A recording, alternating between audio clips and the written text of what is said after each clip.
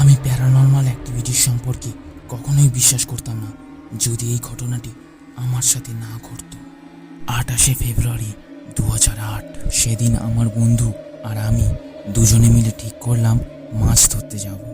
তো যেমন ভাবা তেমন কাজ। টাইমটা ঠিক করা হলো ভোর 4টের সময়। আমার বন্ধু রাজেশ রাতে আমাকে ডাকার সাথে সাথেই আমার ঘুম ভেঙে গেল।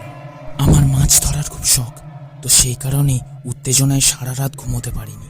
দরজা খুলেই বন্ধুর সাথে হাঁটা শুরু করলাম।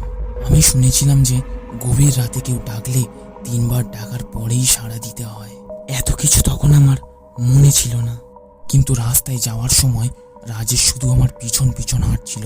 আমি যতই বলি আমার পাশে আসতে, কিন্তু ও মানল না। গ্রামের মাঠের পাশ দিয়ে হেঁটে আমরা একটা ছোট্ট পুকুরের ধারে এসে পৌঁছালাম।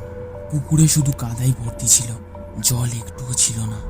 তাই পুকুরে কাদায় নেমে হাত দিয়েই মাছ ধরা শুরু করলাম। আমি প্রচুর মাছ পাচ্ছিলাম আর একটা একটা করে আমার বালতিতে রাখছিলাম। কিন্তু কিছুক্ষণ যাওয়ার পর দেখি আমার বালতিতে মাত্র 2টোই মাছ পড়ে আছে। কিছুক্ষণ পর আমি মাছ ধরতে ধরতে দেখি আমার পিছনে থাকা আমার বন্ধু বালতি থেকে একটা একটা করে মাছ নিচ্ছে আর সেটাকে কাঁচাই গিলে ফেলছে। চারিদিকে জোছনা থাকায় আমার কিছুই বুঝতে অসুবিধা হলো না।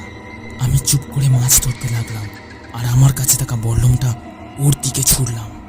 তারপর কিছু না ভেবেই সেখান থেকে এক দৌড় দিলাম। বাড়িতে পৌঁছানোর পরেই আমি জ্ঞান হারালাম। পরদিন সকালে রাজেশকে জিজ্ঞাসা করলাম যে ওর কি হয়েছিল। রাজেশ তখন আমাকে বলল, আমি ডাকতে এসে দেখি তুই মাছ ধরতে চলে গিয়েছিস। রাজেশের কথা শুনে আমার আর বুঝতে বাকি রইল না যে কাল রাতে আমার সাথে কি ঘটেছে।